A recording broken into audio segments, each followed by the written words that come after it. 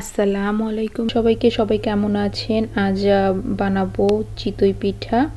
তো প্রথমে একটু ঠান্ডা পানির ভিতরে একটু চাউলের গুঁড়া আর সামান্য লবণ, প্রায় 1.5 চামচের মতো লবণ, আর আগে থেকে একটু কুসুম গরম পানি করে রেখেছিলাম। এখন চাউলের গুঁড়া দেওয়া পানিটাকে চুলায় বসিয়ে অনবরত নাড়তে থাকবো যাতে দলা পাকিয়ে না যায়, এবং এটা এমন ঘনত্বে আনবো যা সুজির মতো আর কি দেখা যায়, বাচ্চাদের যেরকম আমরা সুজি খাওয়াই।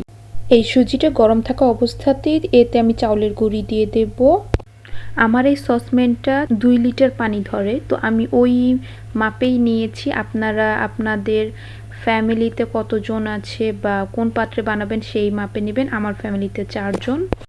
প্লিজ সবাই আমাকে সাপোর্ট করেন, আমার চ্যানেলটাকে সাবস্ক্রাইব করে রাখেন, তাহলে আমি আরও আপনাদের সাথে নতুন নতুন ভিডিও শেয়ার করতে পারবো।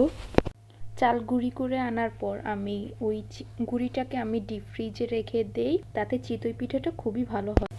শুকনো গুঁড়ি দিয়ে পিঠা বানাতে খুবই সময় লাগে, ভিজাতে সময় লাগে না, ঝটপট আমি চিতই পিঠাটাকে বানিয়ে নিতে পারি।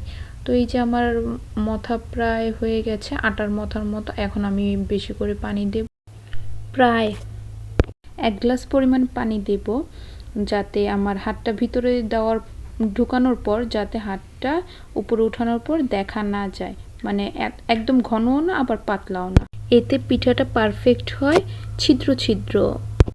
আমার চ্যানেলটাকে সাবস্ক্রাইব করে রাখবেন।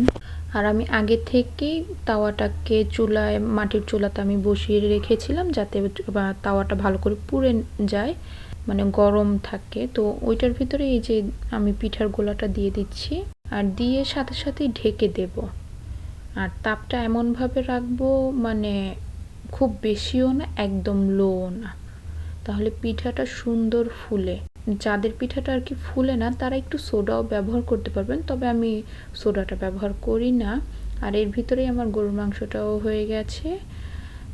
আজ পিঠাটাকে গরুর মাংস দিয়ে খাবো, গরুর মাংসের ঝোল দিয়ে আর কি।